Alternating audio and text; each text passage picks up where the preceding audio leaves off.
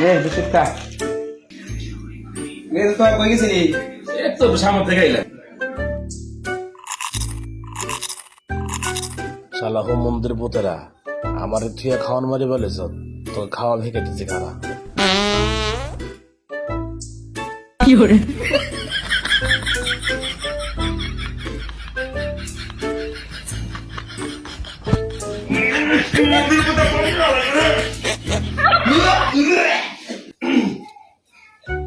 দুঃখে একদম না পাঁচ দিস তোমরা ঘুমিয়ে আটকে রাখেন তাই না?